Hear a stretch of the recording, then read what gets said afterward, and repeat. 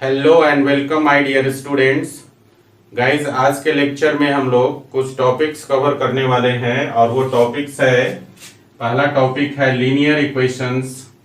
Guys, linear equations के बारे में आप लोग ऑलरेडी 10th क्लास में पढ़ चुके हैं। इसके बाद टाइप्स ऑफ लीनियर इक्वेशंस, आज के लेक्चर में लीनियर इक्वेशंस के जिस टाइप्स को आज हम लोग डील करने वाले हैं उसको हम लोग पढ़ेंगे। उसके बाद सिस्टम ऑफ लीनियर इक्वेशंस, और इसी को हम लोग कहते हैं साइमल्टेनियस लीनियर इक्वेशंस। ओके, उसके बाद हम लोग पढ़ेंगे एप्लीकेशन ऑफ मैट्रिसेस। मैट्रिसेस का एप्लीकेशन लीनियर इक्वेशन में कहां और कैसे करते हैं।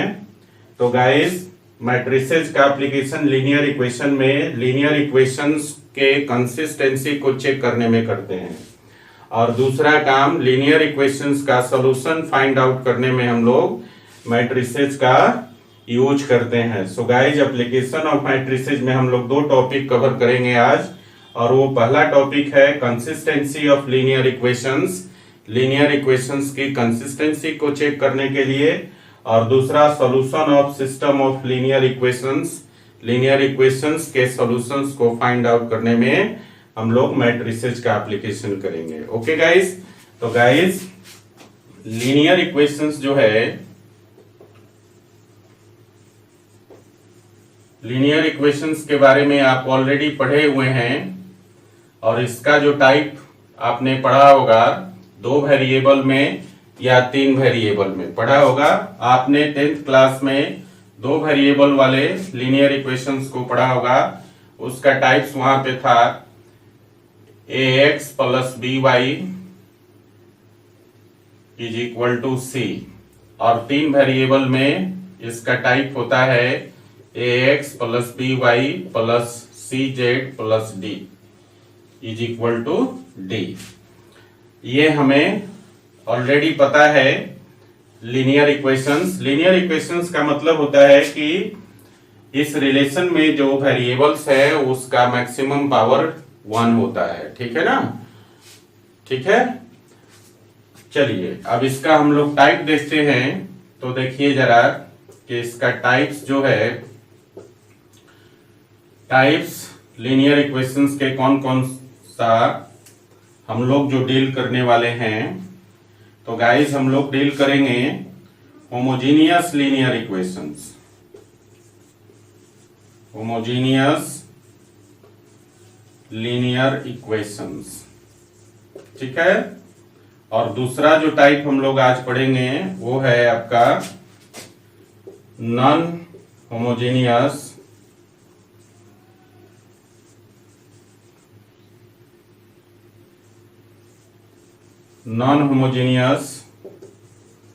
Linear equations. ठीक है गाइस, ये 2 टाइप हम लोग पढ़ने वाले हैं। देखिए, इन दोनों में जो बेसिक डिफरेंस है वो क्या है, इसको पहचानेंगे कैसे आप।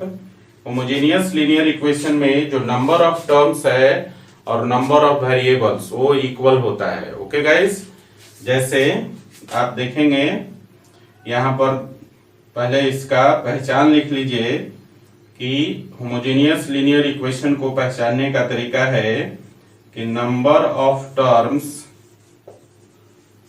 जो होगा वो इक्वल होगा नंबर ऑफ वेरिएबल्स।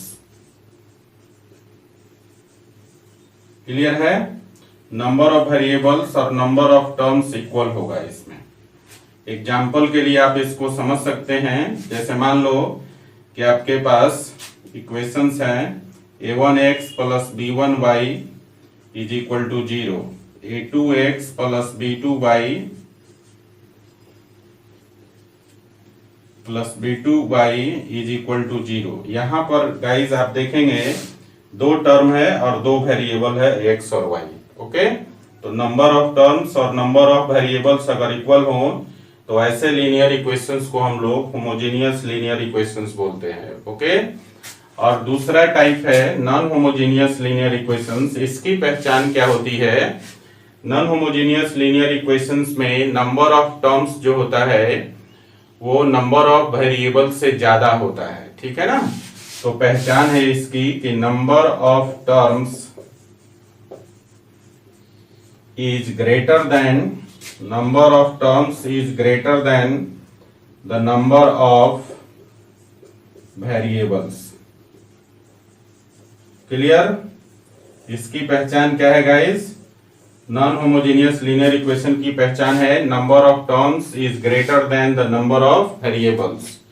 टर्म्स की संख्या वेरिएबल की संख्या से ज्यादा जब होगी तो वैसे लीनियर इक्वेशंस को हम लोग बोलेंगे non homogeneous linear equations. Okay guys, example के लिए आप समझ सकते हैं। देखिए यहाँ पर जैसे मान लीजिए आपके पास है a1x plus b1y plus c1z is equal to d1, a2x plus b2y plus c2z is equal to d2, और इसी प्रकार से a3x plus b3y plus c3z is equal to d3। यहाँ पर आप देखेंगे तो पाएंगे कि नंबर ऑफ टर्म्स इसमें 4 है, 1 2 3 4। प्रत्येक इक्वेशन में नंबर ऑफ टर्म्स 4 है, जबकि वेरिएबल की संख्या 3 है, x y z 3 वेरिएबल है और टर्म्स की संख्या कितनी है? 4 है। तो जब भी आप ऐसा देखेंगे कि number of terms number of variable से अधिक हो तो ऐसे लीनियर इक्वेशंस को हम लोग कहेंगे non homogeneous linear equations. Okay, चलिए इसको जरा आप लिख लीजिए तो। ओके गाइस, चलिए अगला टॉपिक हम लोग के पास है system of linear equations. System of linear equations, और इसी को हम लोग बोलते हैं साइमल्टेनियस लीनियर इक्वेशंस। ठीक है, ये क्या है guys? System of linear equations और साइमल्टेनियस लीनियर इक्वेशंस, जब भी 2 या 2 से अधिक लीनियर इक्वेशंस एक साथ दिए हुए हों, ठीक है, तो उसको हम लोग सिस्टम ऑफ लीनियर इक्वेशंस या फिर साइमल्टेनियस लीनियर इक्वेशंस कहते हैं। ओके, तो इसका डेफिनेशन हम लोग लिखेंगे।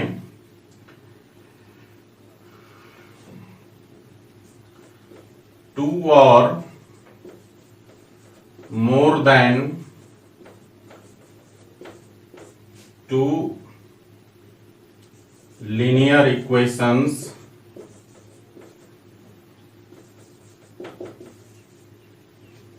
two or more than 2 linear equations together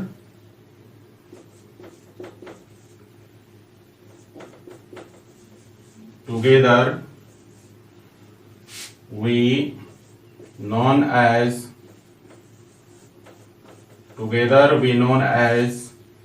system of linear equations और simultaneous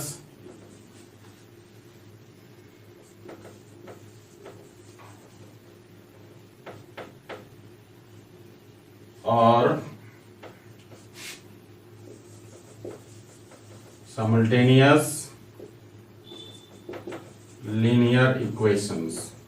क्लियर है?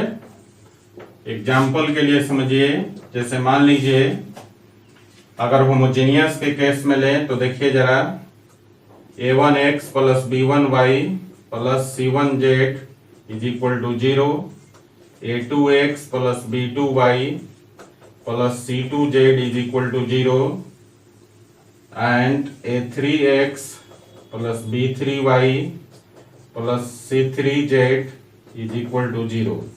इनको एक साथ हम लोग क्या कहेंगे? साइमल्टेनियस लीनियर इक्वेशंस या सिस्टम ऑफ लीनियर इक्वेशंस। ठीक है ना? इन सबको एक साथ हम लोग बोलेंगे system of linear equations. Okay guys, या इसको बोलेंगे साइमल्टेनियस लीनियर इक्वेशंस। ओके, अगर हम लोग नॉन होमोजेनियस के केस में लें तो अगला एग्जाम्पल देखिए, a1x plus b1y plus C1z is equal to D1, A2x plus B2y plus C2z is equal to D2 और A3x plus B3y plus C3z is equal to D3। इनको हम एक साथ क्या बोलेंगे? System of linear equations. Okay, या इसको हम लोग क्या बोलेंगे? simultaneous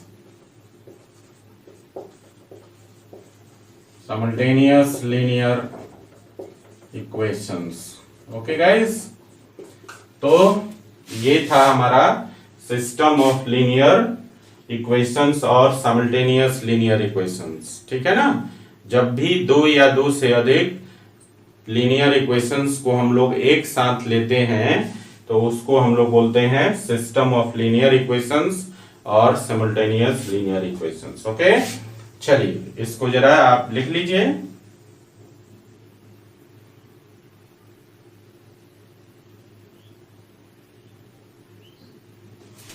तो गाइस, अब मैट्रिसेस का एक इंपॉर्टेंट रोल है और वो है एप्लीकेशन ऑफ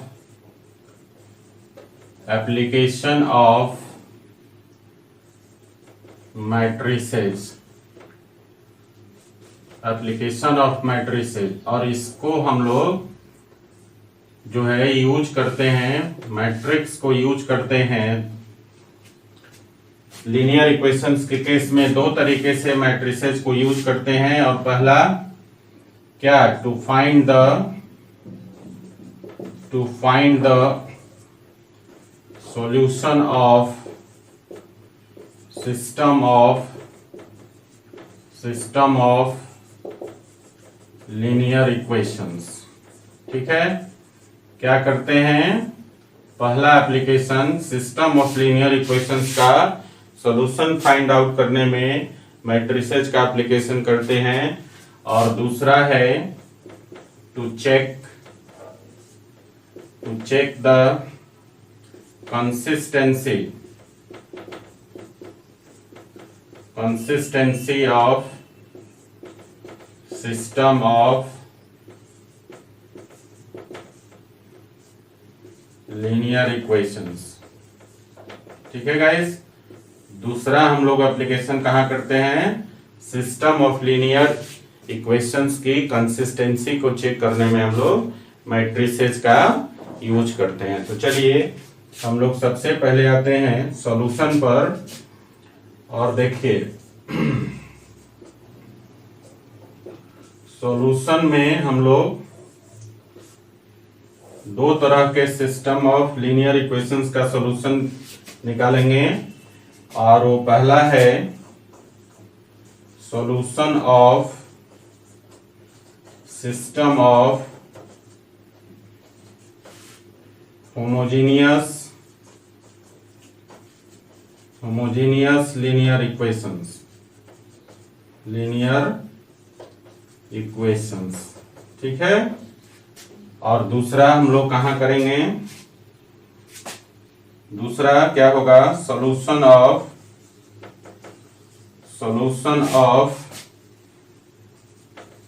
नॉन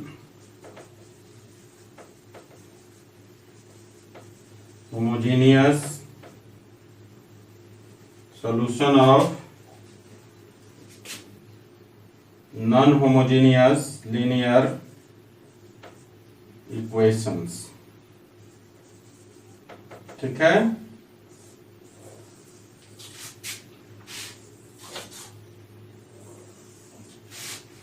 तो गाइस जो हम लोग सॉल्यूशन करने वाले हैं लीनियर इक्वेशंस का मैट्रिसेस के हेल्प से, वो होगा पहला solution of system of homogeneous linear equations और दूसरा solution of non homogeneous linear equations. Okay guys, तो चलिए हम लोग पहले वाले पर आते हैं। देखिए जरा, सॉल्यूशन ऑफ सिस्टम ऑफ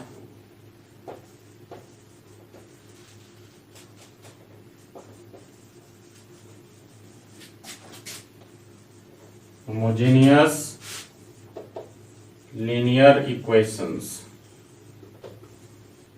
ठीक है गाइस, देखिए इसमें हम लोग लेट कर लेते हैं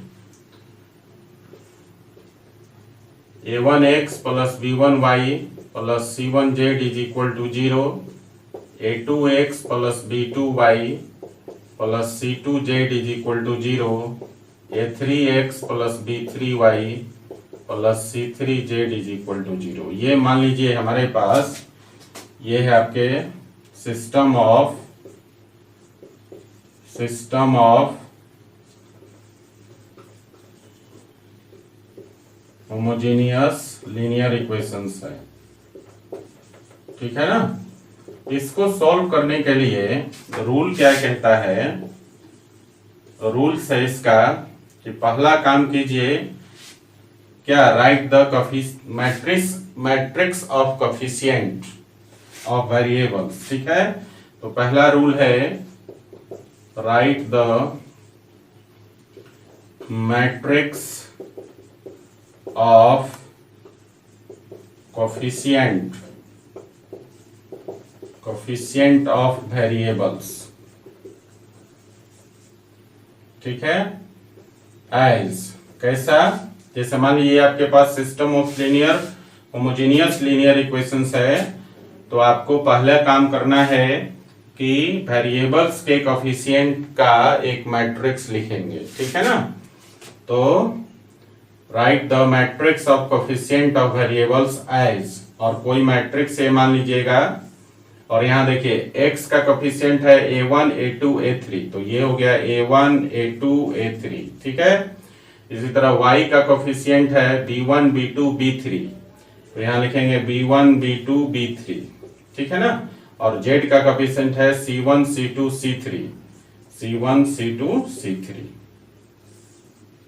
पहला काम आपको क्या करना है कि वेरिएबल के कोफिशिएंट का एक मैट्रिक्स लिख लेना है। ठीक है ना। उसके बाद दूसरा काम क्या करना है कि आपको फाइंड करना है, फाइंड डिटरमिनेंट ऑफ ए। अब ये जो मैट्रिक्स है वेरिएबल के कोफिशिएंट का, इसका डिटरमिनेंट का वैल्यू निकाल लेना है। ठीक है। उसके बाद क्या करेंगे, जब डिटरमिनेंट ऑफ ए का वैल्यू निकल जाएगा तो हम लोग चेक करेंगे if determinant of A not equal to 0। अगर डिटरमिनेंट ऑफ ए का वैल्यू 0 के बराबर नहीं है तो हम लोग इस केस में बोलते हैं then the system of homogeneous linear equations has trivial solution।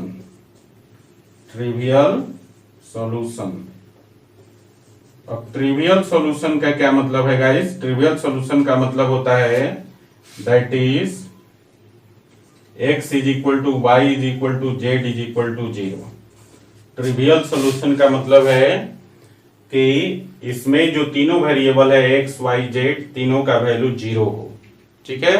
अगर डिटरमिनेंट ऑफ ए का वैल्यू 0 के बराबर नहीं है तो इस system of homogeneous linear equations का जो सॉल्यूशन होगा वो ट्रिवियल होगा। और ट्रिवियल का मतलब है कि जब x y z तीनों का वैल्यू 0 हो जाएगा तो उसको हम लोग बोलते हैं ट्रिवियल सॉल्यूशन। ओके, चलिए अगला पॉइंट है आपका, if determinant of A is equal to 0, तो इस केस में हम लोग बोलते हैं then the system of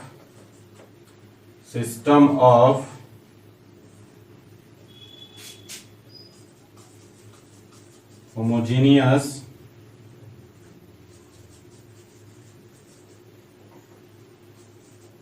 linear equations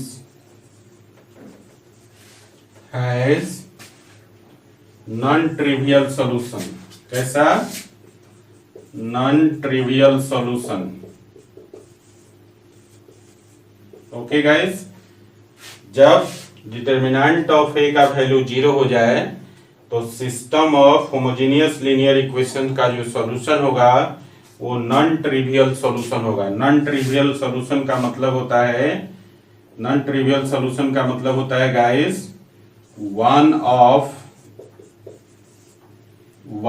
of the, देखिए ध्यान से इधर, one of the value of X Y and Z is non zero, non zero. समझे? नॉन ट्रिवियल सॉल्यूशन का मतलब है कि एक्स और वाई जेड में इसके जो वेरिएबल्स हैं एक्स वाई जेड, इसमें से कम एक का वैल्यू 0 के बराबर ना हो। क्लियर है ना? फिर से एक बार समझ लीजिए, ये तीन हमारे पास system of homogeneous linear equations था। अब solution of homogeneous linear equations को फाइंड आउट करने के लिए सबसे पहले क्या करना पड़ेगा कि यहाँ पर जो system of homogeneous linear equations हैं इसके वेरिएबल के कोएफिशिएंट का मैट्रिक्स लिख लेंगे। ठीक है, उसके बाद हम लोग क्या करेंगे, इस मैट्रिक्स के डिटर्मिनेंट का वैल्यू निकाल लेंगे और उसके बाद हम लोग चेक करेंगे अगर डिटर्मिनेंट का वैल्यू जो है, इस मैट्रिक्स के डिटर्मिनेंट का वैल्यू अगर 0 के बराबर नहीं होता है तो इस केस में system of homogeneous linear equations का जो सॉल्यूशन होगा वो ट्रिवियल सॉल्यूशन होता है। और ट्रिवियल सॉल्यूशन का मतलब एक्स वाई जेड तीनों का वैल्यू 0, जो तीनों वेरिएबल है उन तीनों का वैल्यू क्या होगा, 0 के बराबर होगा। 0 0 0, 3 0 से ट्रिवियल बनता है। ठीक है ना? यहाँ ट्रिवियल का मतलब सिर्फ ये है कि x का वैल्यू 0, y का वैल्यू 0 और z का वैल्यू 0, तीनों 0 आ जाता है, 0 0 0। इसलिए इसको हम लोग बोलते हैं ट्रिवियल सॉल्यूशन। ओके गाइस, अगर डिटर्मिनेंट ऑफ a का वैल्यू 0 के बराबर हो जाए तो इस केस में system of homogeneous linear equations का जो सॉल्यूशन होगा वो नॉन ट्रिवियल सॉल्यूशन होता है। ठीक है ना? और नॉन ट्रिवियल सॉल्यूशन का मतलब होता है गाइस कि एक्स वाई जेड तीनों में से कम एक का वैल्यू नॉन जीरो हो। ठीक है ना? कम से कम एक का वैल्यू नॉन जीरो होना चाहिए। तो ऐसे केस में हम लोग बोलते हैं कि system of homogeneous linear equations का सॉल्यूशन जो होगा वो नॉन ट्रिवियल होता है। ओके, चलिए इसको लिखिए जरा। तो गाइस हम लोग एग्जांपल ले लेते हैं। तो हमारे पास एक एग्जांपल है, find the solution of following system of homogeneous linear equations. ये हमारे पास system of homogeneous linear equations given है, हम लोगों को फाइंड आउट करना है इसका सॉल्यूशन। ठीक है, तो गाइस पहला काम क्या करते हैं हम लोग, पहला काम क्या करते हैं, ये हमारे पास तीन इक्वेशंस हैं। ठीक है ना? और इन तीनों इक्वेशंस एक साथ हम लोग उसको क्या बोलेंगे, system of homogeneous linear equations, और इसको हम लोग क्या बोलते हैं, simultaneous linear equations. Okay guys, देखिए सबसे पहला काम हम लोग क्या करते हैं कि ये जो सिस्टम ऑफ इक्वेशंस दिए हुए हैं यहां से हम लोग एक्स वाई जेड के कोएफिशिएंट का एक मैट्रिक्स निकाल लेते हैं। ओके, सो गाइस यहां पर हम लोग लेट कर लेते हैं, एक मैट्रिक्स बना लेते हैं और एक्स वाई जेड का कोएफिशिएंट का मैट्रिक्स होता है ये। तो देखिए यहाँ एक्स का कोएफिशिएंट क्या है, 1 3 1 1 3 1। फिर y का कोएफिशिएंट देखिए, y का कोएफिशिएंट है 1 -1 -1 1 -1 -1। और फिर देखिए z का कोएफिशिएंट है -6 -2 +2 -6 -2 और +2। ये आपके पास कोएफिशिएंट ऑफ वेरिएबल्स का एक मैट्रिक्स हो गया। ठीक है ना? अब हम लोग क्या करेंगे दूसरे स्टेप में कि यहाँ पर हम लोग डिटर्मिनेंट ऑफ ए का वैल्यू निकालेंगे। तो क्या करते हैं, इसके लिए हम लोग इस मैट्रिक्स के एलिमेंट्स को 2 वर्टिकल लाइंस के बीच में लिख देते हैं। तो ये हो गया 1 3 1 और 1 -1 -1 -6 -2 और 2, ये हो गया। अब इसका वैल्यू आप लोग किसी भी तरह निकाल सकते हैं। इसको हम लोग फटाफट करने के लिए साइरस डायग्राम यूज कर लेते हैं।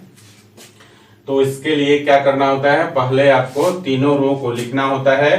तो लिख दीजिए 1 1 -6 और फिर 3 -1 -2 और फिर हो गया 1 -1 2 और फिर से ऊपर से दो रो को नीचे रिपीट कर देते हैं तो 1 1 -6 और 3 -1 -2।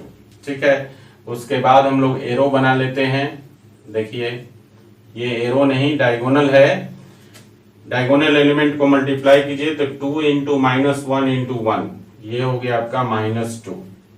यहाँ देखिए 3 इंटू -1 इंटू -6 तो माइनस माइनस प्लस हो गया और 3 इंटू 6 हो गया आपका 18 और फिर देखिए 1 इंटू 1 इंटू -2 तो फिर से आपका ये हो गया -2।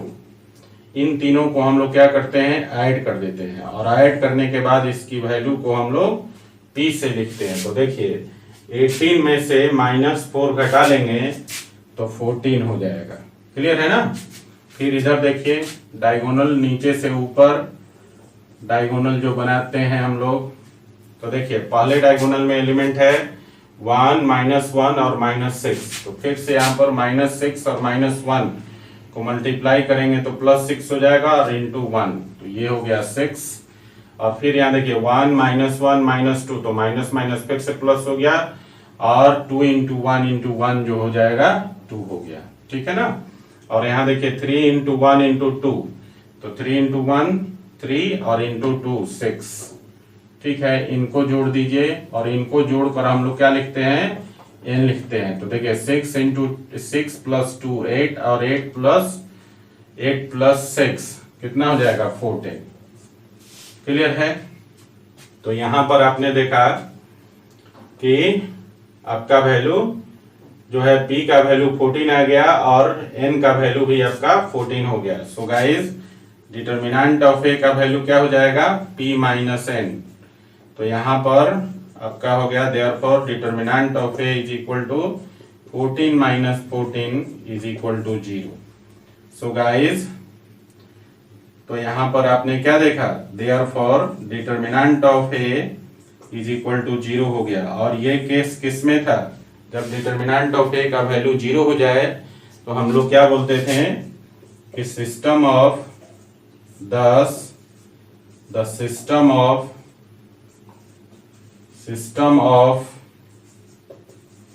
linear equations has non-trivial solution।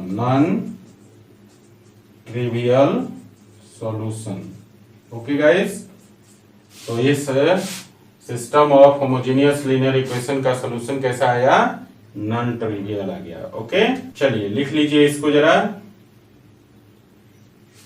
तो गाइस अगला एग्जांपल है solve the following system of homogeneous equations. और इक्वेशंस आपके पास दिया हुआ है 3x - 4y + 5z = 0 पहला इक्वेशन है। दूसरा इक्वेशन है x + y - 2z = 0 और तीसरा इक्वेशन है 2x + 3y + z = 0। ये आपके पास तीन इक्वेशंस दिया हुआ है, इसको सॉल्व करना है। ठीक है ना। चलिए देखते हैं।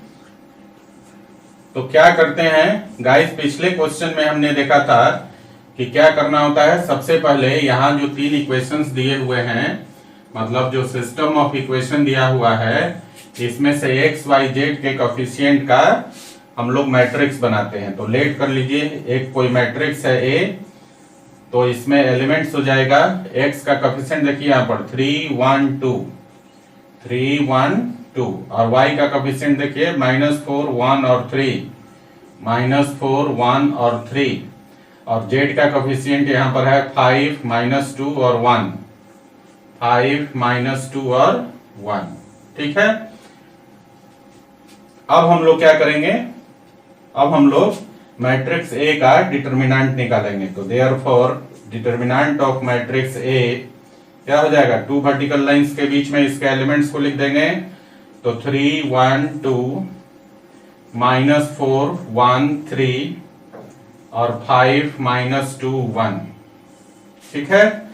सो गाइस अब इसको हम लोग सॉल्व करके देखेंगे कि डिटर्मिनेंट ऑफ ए का वैल्यू 0 होता है या 0 के बराबर नहीं होता है, ठीक है ना। चलिए इसको भी हम लोग सैरस डायग्राम से सॉल्व कर लेते हैं।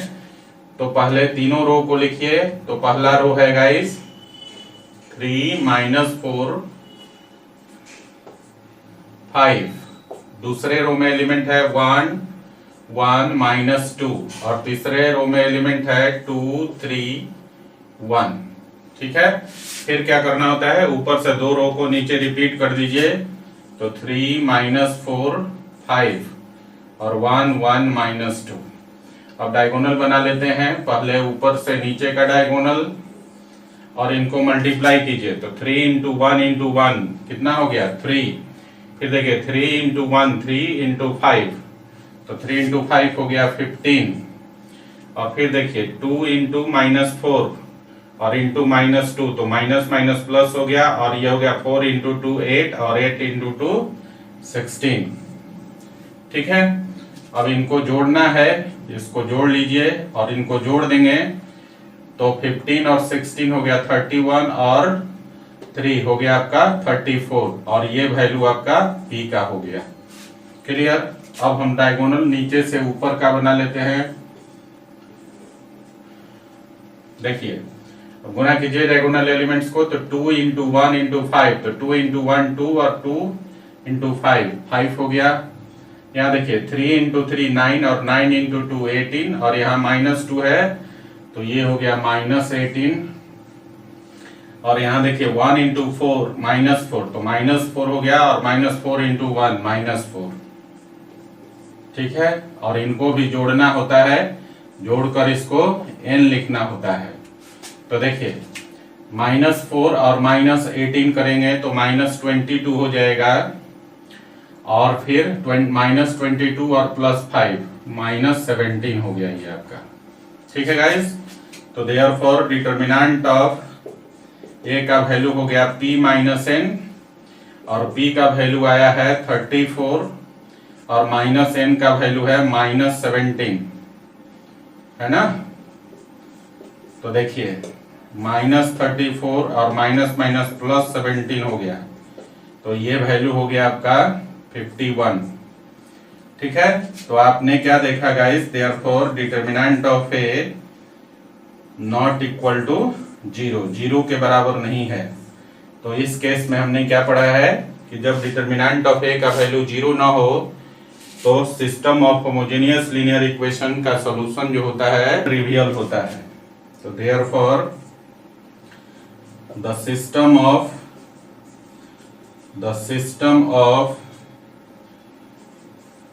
homogeneous linear equations has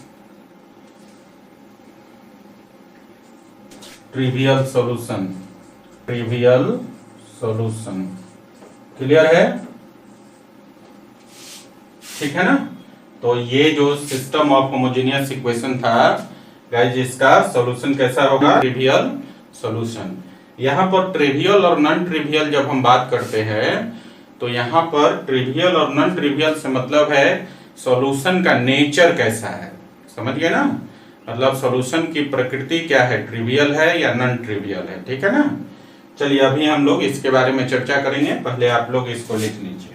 यहाँ एक बात मैं आपको बताना चाहता हूँ गाइस, यहाँ पर नेचर ऑफ सॉल्यूशन क्या हो गया, नेचर ऑफ सॉल्यूशन, ठीक है ना। होमोजेनियस के केस में जो नेचर ऑफ सॉल्यूशन हो गया वो दो प्रकार का, इसको हम लोग बोलते हैं ट्रिवियल और दूसरा को बोलते हैं नॉन ट्रिवियल, ठीक है ना। ये आपका नेचर ऑफ सॉल्यूशन हो गया होमोजेनियस सिस्टम ऑफ इक्वेशन के केस में, ठीक है। अब हम बात करें ट्रिवियल की, बात करते हैं ट्रिवियल की। अगर बात करें तो ट्रिवियल में क्या होता है, ट्रिवियल में गाइस होता है x = 0, y = 0 और z = 0। ये तीनों वैल्यू ट्रिवियल के केस में 0 होता है, ठीक है ना। इसका मतलब है कि ट्रिवियल के केस में सिर्फ एक वैल्यू, एक ही सॉल्यूशन आपको मिलता है जिसमें x का वैल्यू 0, y का वैल्यू 0 और z का वैल्यू 0 होता है। ठीक है ना। तो इसको हम लोग क्या बोलते हैं, इसको हम लोग बोल सकते हैं यूनिक सॉल्यूशन। क्या बोलते हैं, यूनिक सॉल्यूशन। सिर्फ एक ही सॉल्यूशन मिलेगा और जिसमें तीनों वैल्यू x y z तीनों की वैल्यू 0 होगी। ठीक है ना। और जब हम लोग नॉन ट्रिवियल की बात करते हैं, नॉन ट्रिवियल की जब हम बात करते हैं तो नॉन ट्रिवियल में मैंने कहा कि at least one of the value of x y and z is non zero. यही बात किया था। इसका मतलब ये हुआ कि कम से कम एक वैल्यू, चाहे x का या y का या z का, कम से कम इनमें से एक का वैल्यू 0 के बराबर ना हो। तो इस केस में जो सॉल्यूशन होगा वो इनफाइनाइटली मेनी सॉल्यूशन होगा। कैसा सॉल्यूशन होगा, इस केस में सॉल्यूशन जो हो जाएगा इनफाइनाइटली मेनी सॉल्यूशन हो जाएगा। समझ रहे हैं बात को। ठीक है ना। क्योंकि यहां पर अगर पेयर करेंगे आप, जैसे मान लीजिए कि z का वैल्यू नॉन जीरो आया और x और y z का वैल्यू 0 हो गया, तो इस तरह से ये भी हो सकता है कि y का वैल्यू नॉन जीरो हो और x और z का वैल्यू 0 हो जाए। ठीक है ना। या ये भी हो सकता है कि x का वैल्यू नॉन जीरो हो और y और z का वैल्यू 0 हो जाए। इसी प्रकार ये भी हो सकता है कि x और y दोनों का वैल्यू नॉन जीरो हो और z का वैल्यू 0 हो। तो इस प्रकार से बहुत सारा सॉल्यूशन आपको मिलेगा। तो इस केस में कितना सॉल्यूशन मिलेगा, इनफाइनाइटली मेनी सॉल्यूशन प्राप्त होगा। ठीक है ना। तो नेचर ऑफ सॉल्यूशन हो गया दो प्रकार का, ट्रिवियल और नॉन ट्रिवियल। और ट्रिवियल से मतलब है, यहाँ पर मैंने बताया कि ट्रिवियल से मतलब है कि तीनों का वैल्यू 0, दैट मीन्स कि सिर्फ एक सॉल्यूशन मिलेगा और उसको हम लोग बोलेंगे यूनिक सॉल्यूशन। क्लियर है। और नॉन ट्रिवियल से मतलब है कि बहुत सारे सॉल्यूशन मिलेंगे आपको और इस केस में हम लोग इसको कहेंगे इनफाइनाइटली मेनी सॉल्यूशन। क्लियर है ना। चलिए तो लिख लीजिए जरा इसको, फिर हम लोग आगे बढ़ेंगे।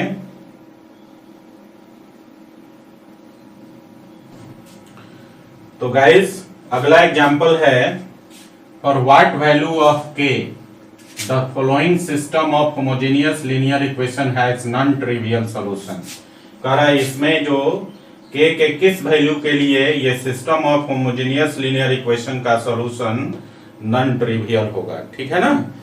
तो गाइस इसको सॉल्यूशन करने के लिए सबसे पहला काम x y z के कोफिशिएंट का मैट्रिक्स लिखेंगे। तो लेट कर लीजिए, एक मैट्रिक्स A है और जो कोफिशिएंट्स का मैट्रिक्स है, तो देखिए यहां पर हम लोग x का कोफिशिएंट क्या है 1 3 1, y का कोफिशिएंट है 1 -1 -1 और z का कोफिशिएंट है -k -2 +2 -k -2 +2।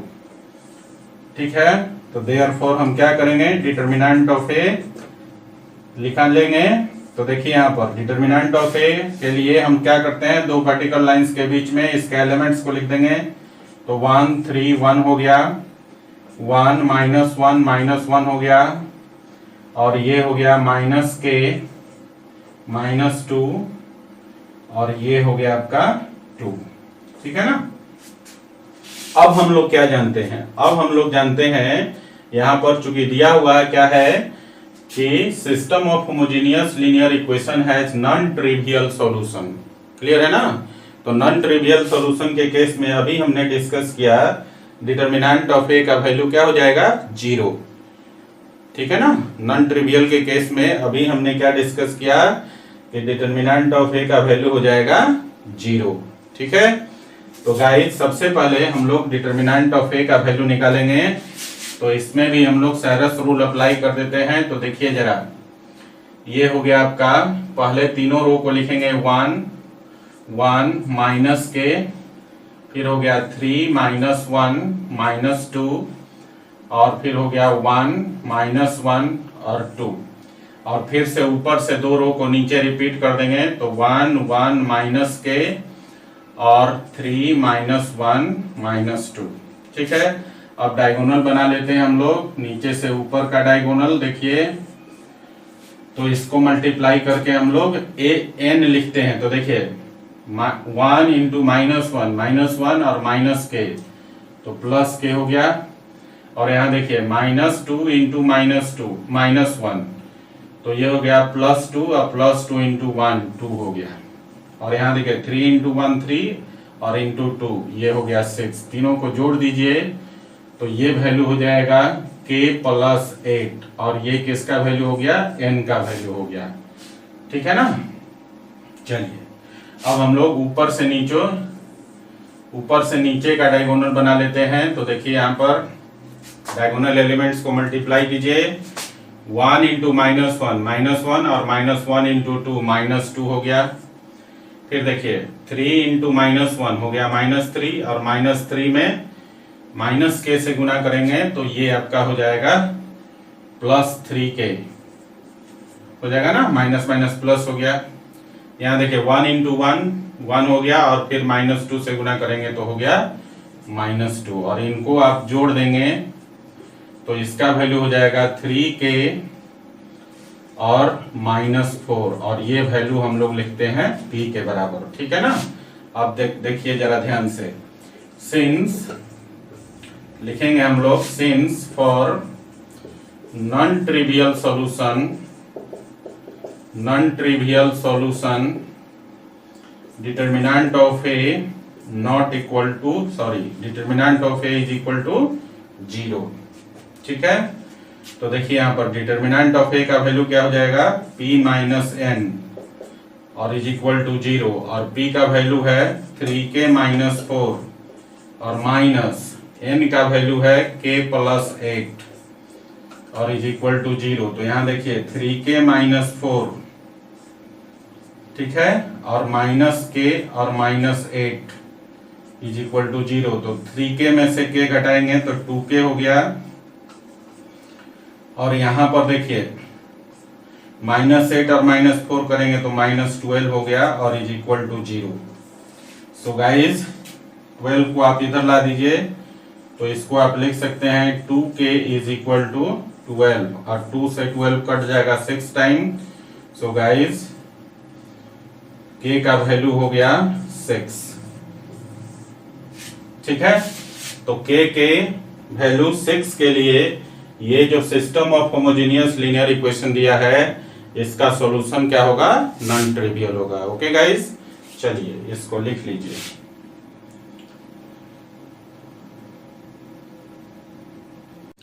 Thanks for watching.